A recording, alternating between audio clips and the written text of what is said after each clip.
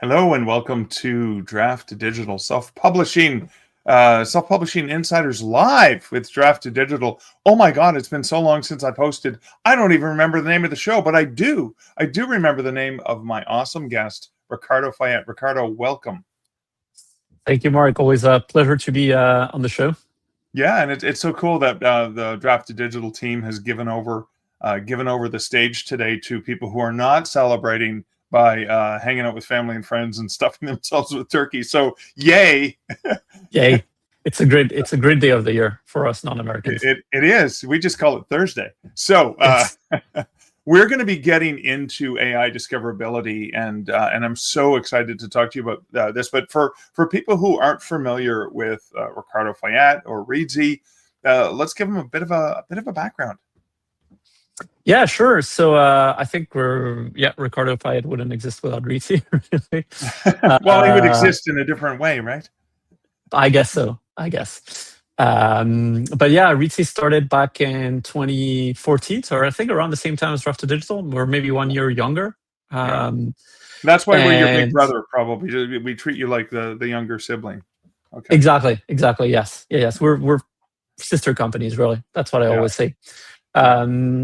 And the great thing is we don't compete with Draft Digital in any way, because the main thing that Reedsy does and that we're known for is our marketplace of publishing services. So it's a place where authors can come in and look for editors, cover designers, marketers, literary translators, website designers, ghostwriters, etc. So pretty much anyone you would ever need to hire throughout your writing career. And we have a very thorough vetting process.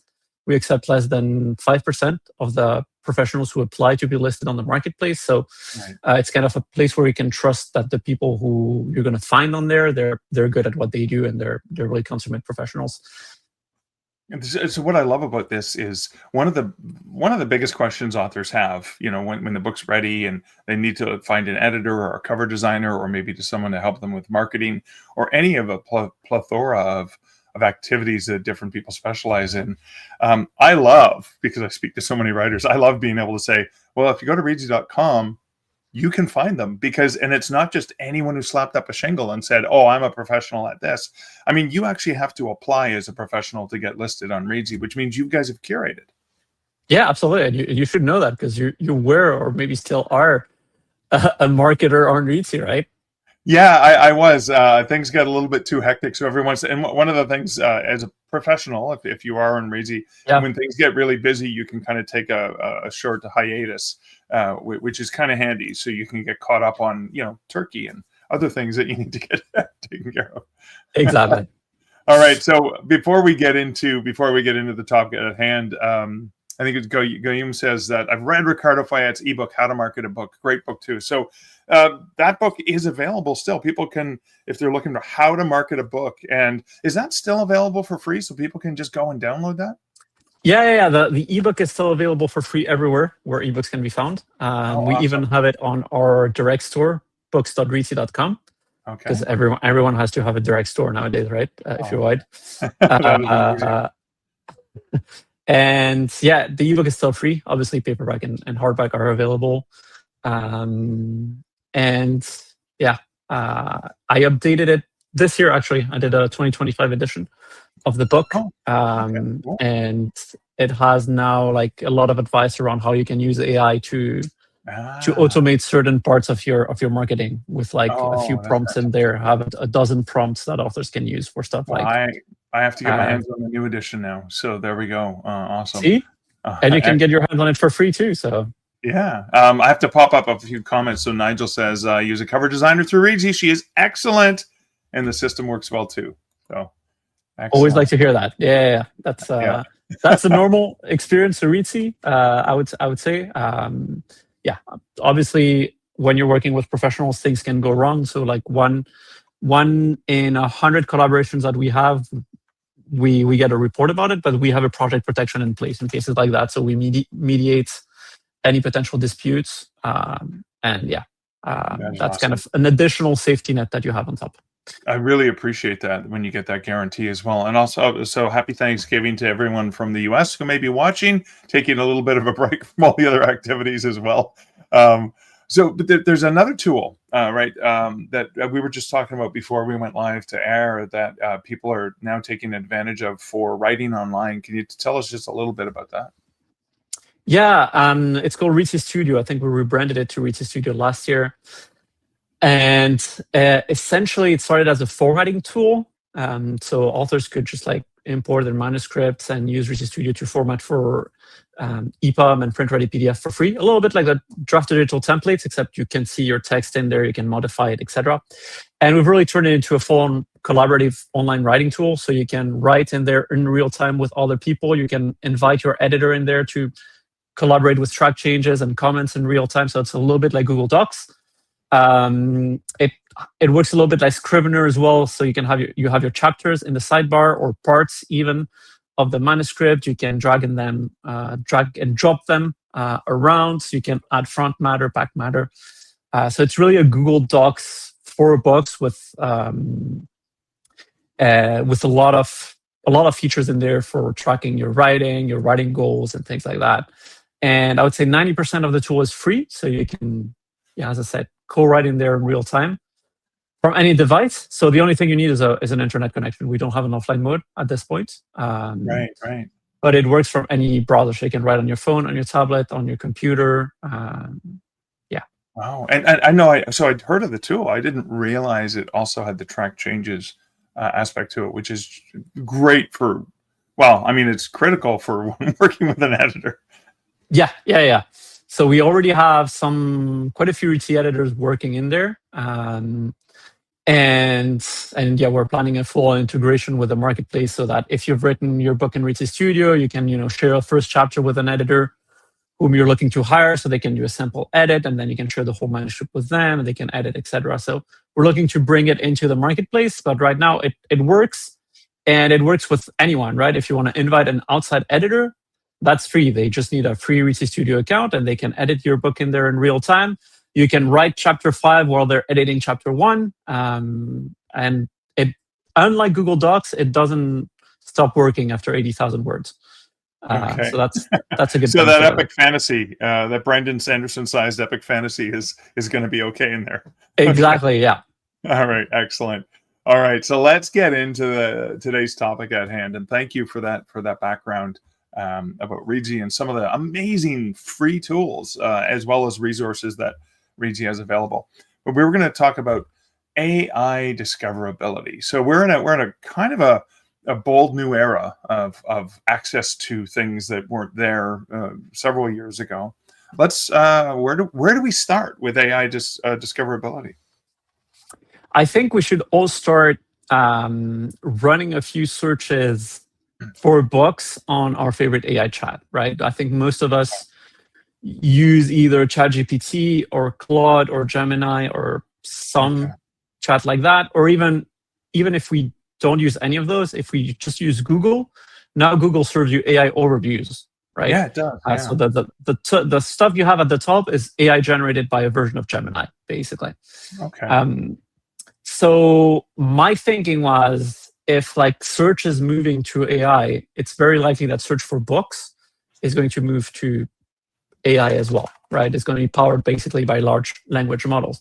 And I was thinking, what does that kind of mean for readers? So when Gemini 2.5 came out with a deep research capability, I decided to run like a simple search in there, a simple query, simple prompt, which was like, I'm an epic fantasy reader, right? So I love Brandon Sanderson, Patrick Rothfuss, and I gave it like a few other indie names as well.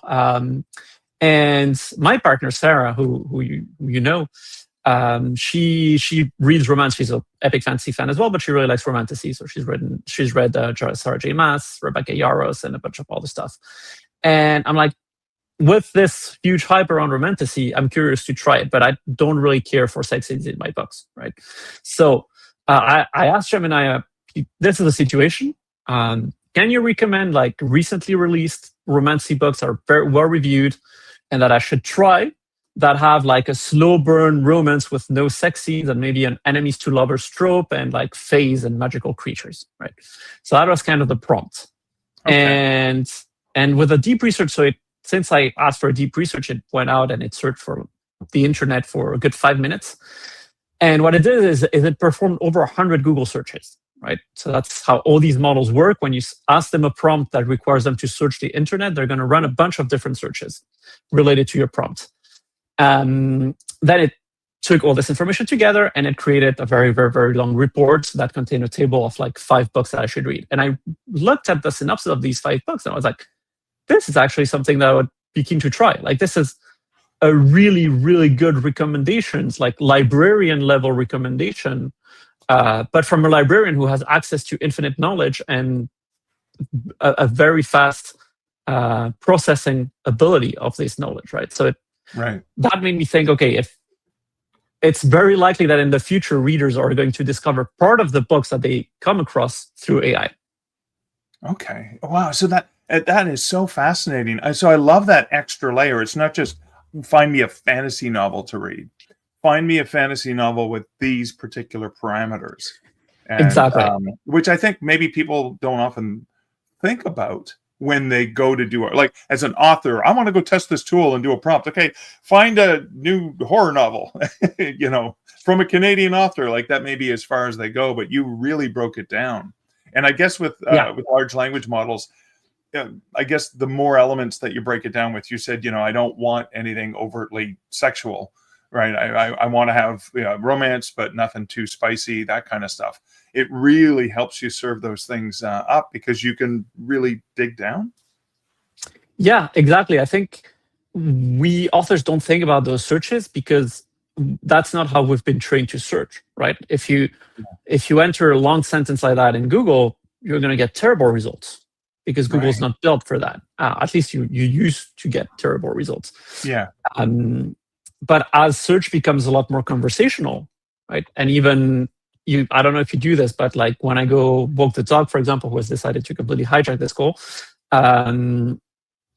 I sometimes talk to ChatGPT, right? And I'm like, I'm planning a ski retreat in Norway. Can you recommend some ski resorts that would be nice, that have peace for beginners, that kind of stuff? And so I basically say a very, very long sentences, and then so search is becoming more conversational. It can become more voice-led as well, instead of type. So we have to think about that and think, okay, how could readers be searching for books in the future? And I'm not saying in any way that book discoverability is going to be 100% AI in the future. I still believe 80% of the books we're going to read, they're going to come from recommendations from friends, maybe ads or videos or stuff that we see on TikTok. Maybe books we come across on retailers while browsing through them. But there's going to be probably a 20% search component that's going to start making a lot more sense because suddenly you're able to find books that are really, really relevant to exactly what you're looking for. And Joanna Penn gave another example, I think even last year. She was looking for fiction books that featured stonemasons, I think, right? Right, yeah. And she put that into ChatGPT, and ChatGPT surfaced some really good books. Whether if you search on Amazon, Google Books, Kobo, any other retailer, you're gonna get like nonfiction about like stonemasons or masonry or whatever. So stuff that's completely irrelevant. So search until now was not built to handle these kind of queries. Now it is, and so I fully expect search behavior to change for books. And that is so amazing because what I'm taking from this is a lot of authors are dependent upon a single large retailer. And I mean, Amazon does have amazing search capabilities, but it doesn't go that deep, right? Yet they haven't incorporated that sort of searching into it. It's just sort of like the also bots and the algorithms and all these other parameters that are pretty sophisticated, but nowhere near as Joanna's perfect example. So I guess the next question then is writers being able to take charge of search beyond a retail sphere, because it could be to finding it on a retailer, finding it in a bookstore, finding it on the author's own direct sales website, as you mentioned earlier. So I guess where does an author start? I guess first is probably understanding by playing with it and doing some very specific searches, right? Yeah, that's my number one recommendation is like try to put yourself in the mindset of a reader who's looking for the kind of books that you've written. And that goes for like 100% of your marketing, right? Like that's what I always tell authors when they approach marketing, like don't approach marketing from an author perspective of like pushing your books. Think about like readers, how are they going to come across, your book when they're searching for books like yours? So I don't know if you've written a cozy mystery set in the Southwest with like cat companion, cat sidekick, search for something like very niche, like can you recommend me cat cozy mysteries set in the southern US where the cat helps the strong female protagonist solve a mystery involving magic and werewolves? Whatever, you can go as niche as you want and see what kind of books are recommended. Usually if you do this well, maybe your book's not going to show up, but you should see comps show up, right? You're definitely going to see comps show up. Whether you're aware of those comps or not, that's another story. Right. Well, but it can help you with comps too, which is great for marketing, right? Yeah. Yeah, okay. I've used it a lot. I think it's really good for comps. Even if you plug in your book description and you ask it, find me comps, it's really good. It's still going to hallucinate and like find some irrelevant stuff, but it's pretty good. All right, and just to be clear, because there may be people watching or listening to this that say comps. What are comps? I know we know this; it's an industry term, but what's a comp? Compensation, right? That's what you mean, right? Exactly. If only. It's a comp title, so comparable title. So it's what the industry refers to books similar to your book, basically. So I think it's mostly used in traditional publishing, or it was used in traditional publishing, because when you're querying agents or publishers, you need to tell them where your book fits in the market. And the best way to tell them that is like, which books should it be next to on a shelf, right? Yeah. Should it be between Rebecca Yarros and Sarah J. Maas, or should it be between Brandon Sanderson and Patrick Rothfuss, basically? Right. Yeah, comp authors and comp titles. So it is very much the same still in traditional publishing. So Eric asks a question that is the burning question I wanted to ask next, which is, what advice would you have to make sure your books are going to show up in those searches? So not just the comps that we talked about, but what about my books? How do I get my books in there? Like how do I get in on this action? While it's still easy, right? Yeah. Before everyone else gets there first. It is $1 million question, and I think it's set to evolve because obviously these models change very, very quickly. And they're going to get better over time. But I think there's a few things to understand. The first thing is like how these models work, right? So the way they work is they're going to run traditional Google searches or equivalent, depending on like if they have a partnership with Google or with Bing or whatever. So they're going to run traditional searches. For example, if I ask it for like a romantasy book with a slow burn, enemies to lovers trope, no sex scenes, and phase, it's going to run maybe a dozen Google searches like top romantasy books of 2025, top closed door romantasy books, romantasy books with phase, etc. Right? You can see like it basically decomposes the prompt you give it and turns it into a bunch of different searches. It runs all these searches, and then it takes the top results from all of these searches. So maybe you have 10 searches and then 10 results for each. Suddenly you have like 100 results.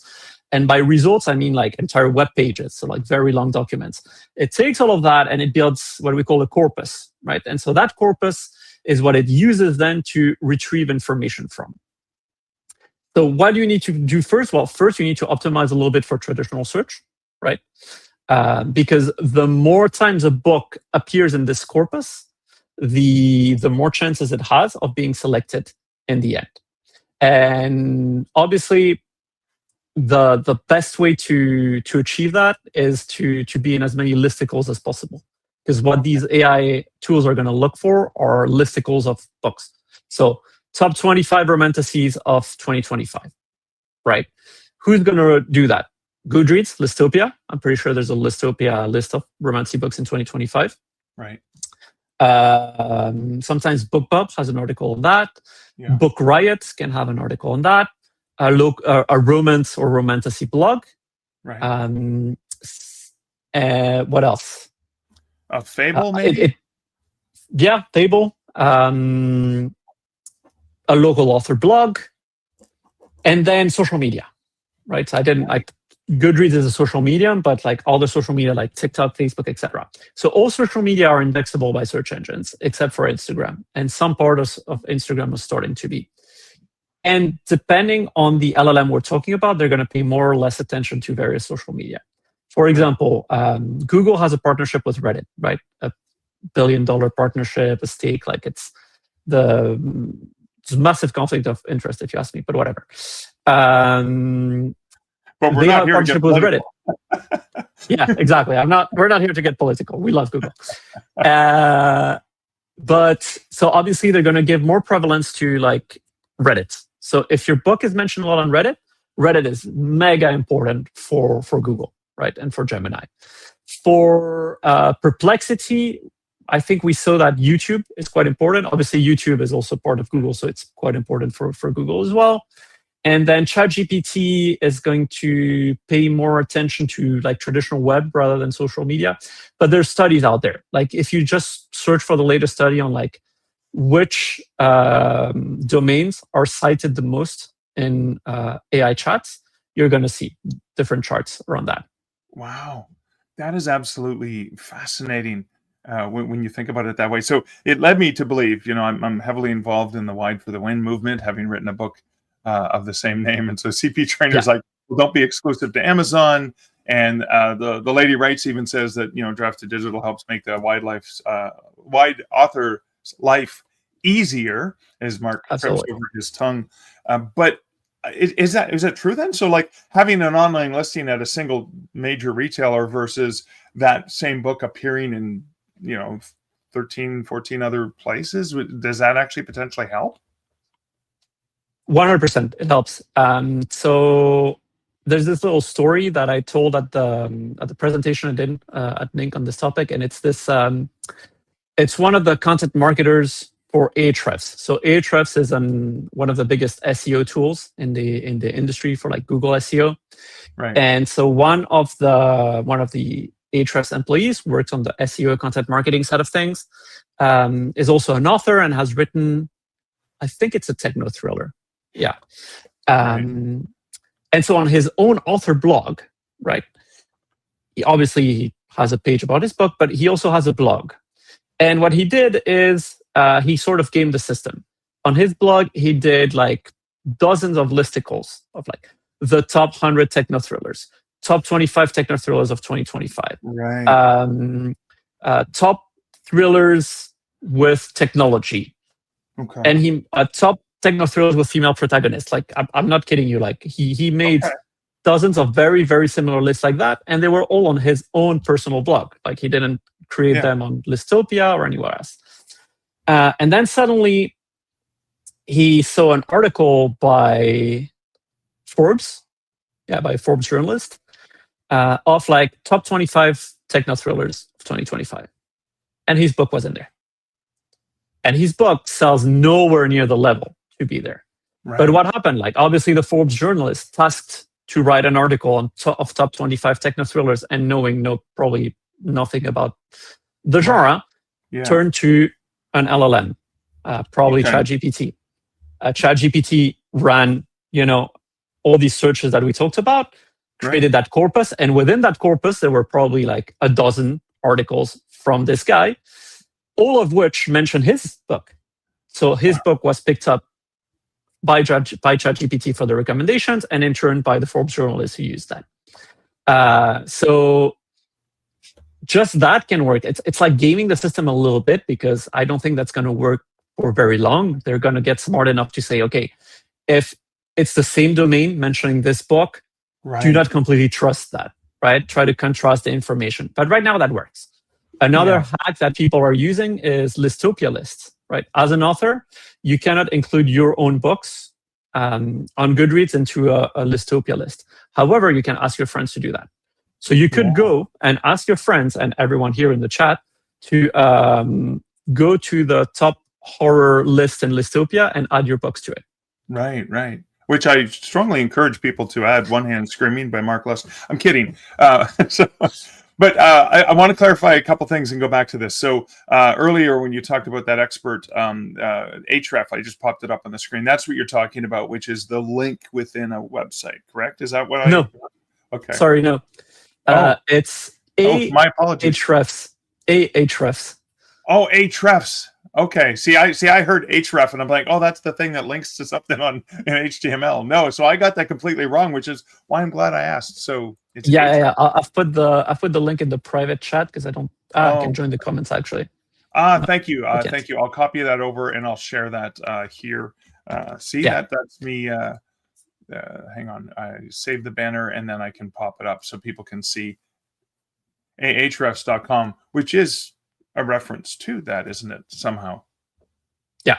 I believe. Okay. So the company name was based on what I thought I was hearing. It is absolutely based on that. Yes. Okay. I mean, to be honest, it's a tool that authors shouldn't really look at because it's really for big companies and Google SEO. Yeah. But it was for the story. Thank you. So we have Draft Digital, for example, has a tool from books2read.com, free tool that anyone can put links, universal book links to their books. And one of the tools we have is rating lists. So you can go in and make a rating list. So what I've done is I've said, well, here are some great haunted locations in Canada, and I just put a whole bunch of books there. But I also make sure I include mine too. That's not my domain, my personal domain. It's another domain. It's another company's domain that could be potentially found on some of these searches too, right? Yeah, it can. I mean, you can run the experiment and see whether AI tools are going to surface that. You can actually, what I encourage you to do is you can deconstruct how every tool works. So you can go to ChatGPT and say, if I asked you to recommend me books like this, what would your process be? Where would you go? Websites? Yeah, where would you go? Which website would you be most likely to trust? Right, and it's probably going to tell you. For example, it told me Goodreads, Book Riot, and it gave me a bunch of names. I was like, what about Amazon? And it told me, well, it's a very good point. Great idea. Obviously, everything you say to AI chat is always a great thing and a great idea. Yeah, I know. I like it. Unlike friends that'll be a little meaner to judgmental. Yeah, we don't want that. It's much better than friends. But then it said, but the issue with Amazon is that they don't like third-party tools crawling their sites. Yeah. Right. So ChatGPT doesn't want to be crawling Amazon all the time. And so it actually doesn't really use that too much unless you specifically ask it to look at that. However, it leverages Goodreads a lot, and it leverages third-party sites. And there's last little nugget of information that's really important. Right. One really important site that ChatGPT is going to look at, and I think all other LLMs are going are doing the same, is Google Books Library. I don't know if you're familiar with the Google Books Library. It's something that I think not enough authors are familiar with, because unless you publish on Google Play specifically, you don't really look at Google Books, right? But Google Books has this online library, this repository of knowledge with books dating back to centuries and centuries ago, even millennia ago, that they've scanned, uploaded there, and they had these partnerships. Like a digital Library of Alexandria or something like that.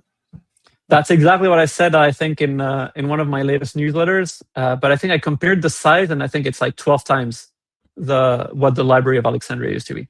Wow. In terms of, obviously, it's all digital.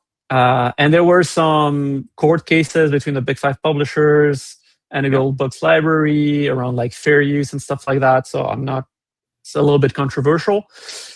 But it is a free, completely accessible online repository of almost all books published to date, with organized metadata about each book: the cover, the title, the subtitle, the series title, the author name, the book description, the BISAC categories, the publisher, the publishing date, all that kind of stuff is on there. So it's basically a paradise for LLMs, right? If you are a large language model and you're tasked with retrieving book recommendations according to a specific prompt, you're going to use the Google Books library not only to find some, but especially to verify them. Because like what they do, these large language models, they're going to do a first pass of like, I'm looking for stuff, but then they're going to try to make sure that, okay, I've got this list of like 30 potential recommendations that are great romantasy books, well reviewed. But now I need to make sure that the ones I recommend are actually closed doors and feature phase, because that's what the user asked me in their prompt. Right. So what they're going to do is they're going to pull up the Google Books page of each of these books, if they have one, obviously, and look at the description, at the publishing date, at all of that, and see whether it matches or not. And that's basically the fastest way for them to verify information, even faster than Goodreads. And I ran a little experiment. I prompted ChatGPT with 100 different prompts, asking for 3 recommendations each. So I received 300 book recommendations from ChatGPT. Out of these 300 recommendations, 297 of them had a Google Books library page. So 99%, exactly. Wow. Okay, so for authors, like the practical thing is, if you are publishing your books to Google, to their bookstore through Google Books Play Partner Center, for example, that's one of the ways to make sure your book's listed there, or are there other ways? Yeah, but it's for all authors really, because you can get your books on the Google Books library without publishing on Google Play. Well, how do you do that, my friend? You create a Google Play Partner Center account.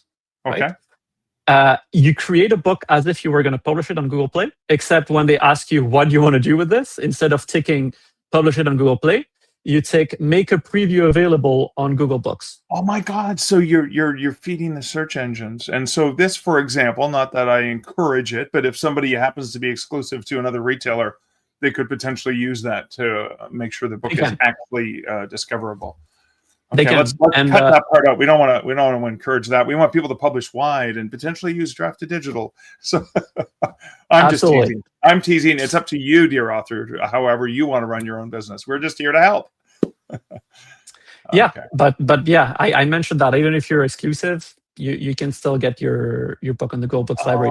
And actually, the first thing I would do is like check whether it's not there already or not, because if you publish your print through Ingram Spark, for example, a lot of times it ends up like scanned on the Google Books library anyway.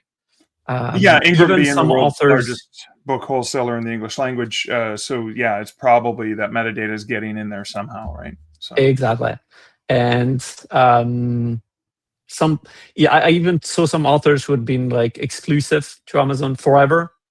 And they use CreateSpace with wide distribution, like expanded distribution. Yeah. And some of their books ended up in the Google Books library anyway. So the first thing I would do is like just search for your book in Google Books library. If it's not there, definitely get it on there through like what I mentioned before. That's amazing. Thank you. All right. So we've given some great ideas like Listopia, Goodreads. Could I suggest that potentially having an author profile on Goodreads, having a free author profile on BookBub, and any other related sites may be beneficial, even if you're not, for example, buying ads or getting a BookBub deal, you can still have that free author listing, right? Absolutely. All the places you can get author listings and book listings on for free, you should do it. That includes BookBub, with a caveat that BookBub profiles are not indexed. Like you have to be signed in to BookBub to be able to view them. I would still do it just because you get visibility within the BookBub ecosystem. Like it costs nothing. You might get like 2 readers a year looking at your BookBub profile, but that's 2 readers, right? That's the whole part about being wide. It's being in as many different places as possible. So do it. And if BookBub in the future realizes that they're sitting on a gold mine of data and they decide to make it available to search engines, you'll have a profile there already. Yeah, exactly. But Books to Read, you can have a free author profile there, which it exists already. You have one if you've published anything through Draft to Digital. It's there. You can go and modify that and add your website link and carousels and all that stuff. What are some other places that authors should look into trying to get their books listed to, etc.? Yeah, Reedsy Discovery is another place. It's not the main purpose, let's say, of Reedsy Discovery, because that's like getting a one paid editorial review. However, you can create a free profile on Reedsy Discovery and you can list your books on your profile And Reedsy Discovery is pretty strong on reader-oriented SEO, so it's actually looked at by search engines and LLMs. So you don't have to pay anything. You can just create your profile on there and put your books in it. And then potentially, so let's talk a little bit about some of the crawlers that go to social media. So potentially, I've been an advocate for print books and obviously making, because the print book doesn't go away when you run out of money on your Facebook or Amazon ad, right? The book cover, the thumbnail doesn't disappear. The physical object is there. Potentially spending money, printing author copies, and then distributing them to influencers and social media people, even if they're not, the person with 1 million followers and hey, it's 100,000 views in 30 seconds. Like just having that, somebody sharing your book cover, talking about it potentially, does that help the crawlers in some way? Yeah, I mean, you said you didn't attend my presentation at NINC, but you're basically repeating it. So my God, did I really? we must be connected somehow. Exactly. Yeah, that was one of my advice. Is like, instead of trying to go for sales, try to seed as many copies of your book as possible and play the influencer game that traditional publishers are actually really good at. Another statistic I got from my study is that I think 67% of the books that were recommended to me were traditionally published.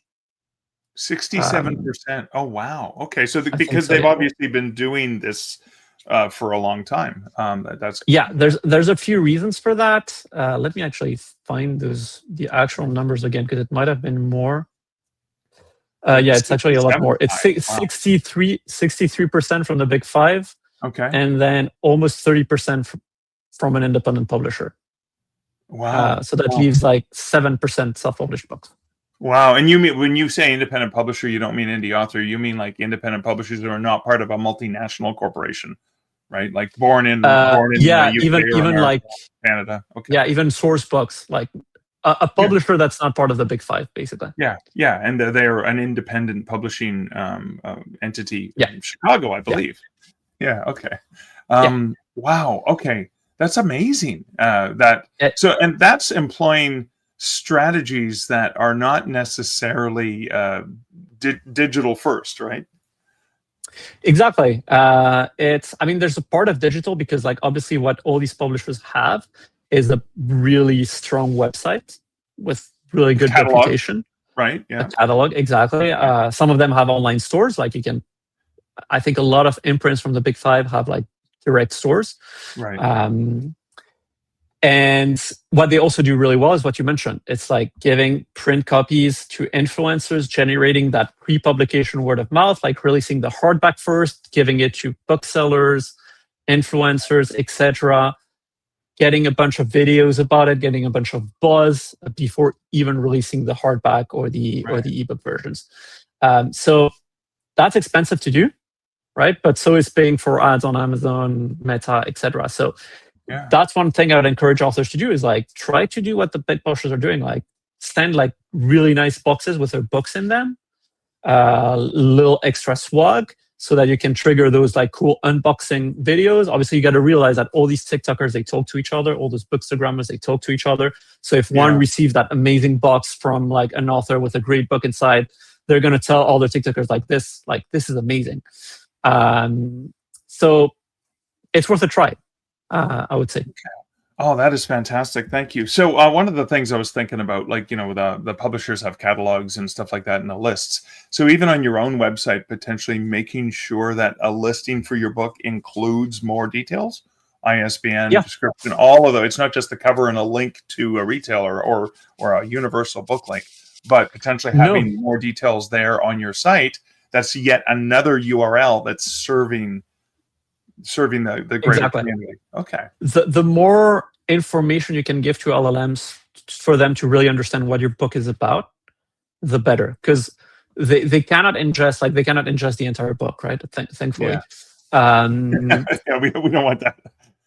Exactly. But another thing I recommend authors do is like think of like what kind of information LLMs could be looking for. In my example, LLMs are going to surface books that specifically mention in their description somewhere, whether it's on Goodreads, Amazon, etc., that it's a closed door romance.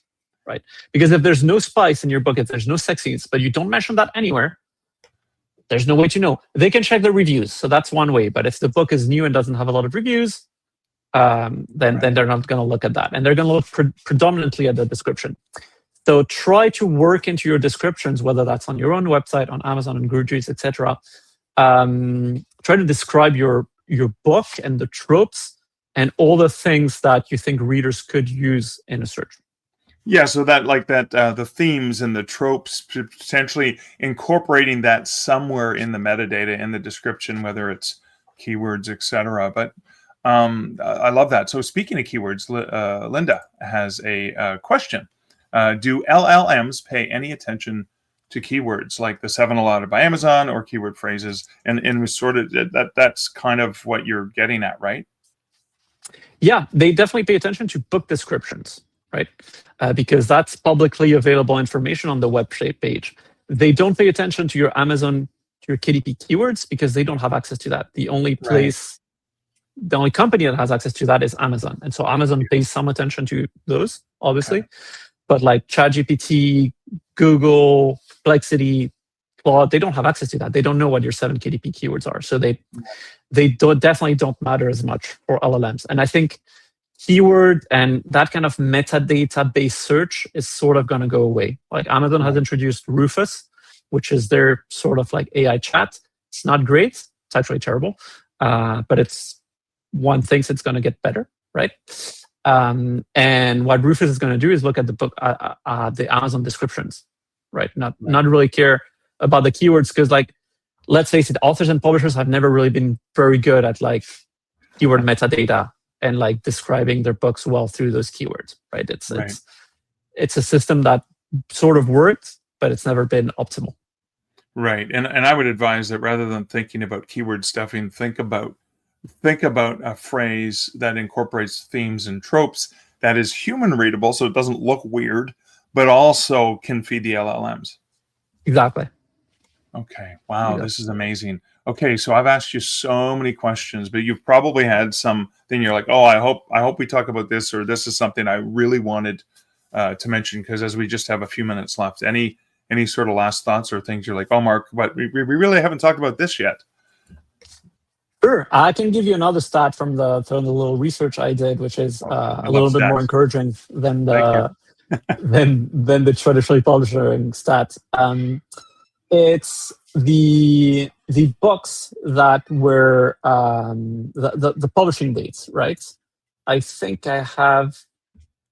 Let me pull up the stat, because the thing with publishing dates is that when I first looked at the data, I saw that 63% of the recommendations had been published in the past 2 years. But then I realized that like the majority of my prompts specifically asked for that, right? So there was a bias, a recency bias in my prompt. Okay, all right. So when I remove that bias, like the percentage of book recommendations from prompts with no bias that were published in the past few years was only 7%. And actually 75% of the recommendations I got were published before 2020, right? So they're old books in some way. And so that's a really cool thing, because it means your backlist is more alive than ever in LLM search, right? Right. So the longer a book's been out, there's actually a chance that it's still relevant, unlike in trad publishing where it's always about the first 6 months, right? And the longer, I mean, the more time passes, almost the better it is, because it accumulates more reviews, it accumulates more pages on the internet talking about it, accumulates more Reddit threads about it. And so when I asked for like military sci-fi recommendations, I got books from like the 70s and the 80s, right? For military sci-fi. I didn't get like the latest Craig Martel or Michael Anderle books. And I found that really, really interesting.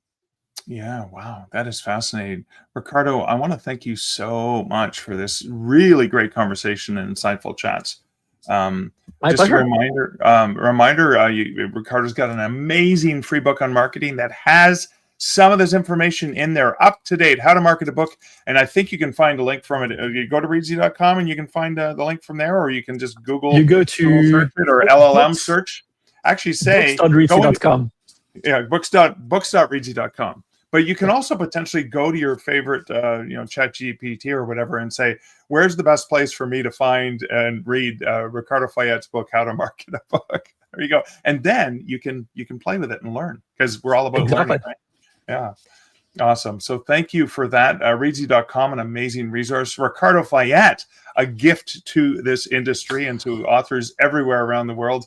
And just to remind you, don't miss out on fantastic people like Ricardo every Thursday. It's usually Jim Azevedo, but when Johnny Carson's not around, Ed McMahon steps in and does some of the work. So don't forget to like, comment, subscribe, so you don't miss out on any of these amazing interviews every Thursday. Be sure to bookmark d2dlive.com. And if you have not yet checked out the free tools available through draft2digital.com for ebooks and for print, check us out at draft2digital.com. Again, Ricardo, thank you so much. And I think we'll take everyone home with a word about Draft2Digital print. Thanks again, Ricardo. Thank you. Ebooks are great, but there's just something about having your words in print. Something you can hold in your hands, put on a shelf, sign for a reader. That's why we created D2D Print, a print-on-demand service that was built for you. We have free, beautiful templates to give your book a pro look, and we can even convert your ebook cover into a full wraparound cover for print. So many options for you and your books. And you can get started right now at draft2digital.com.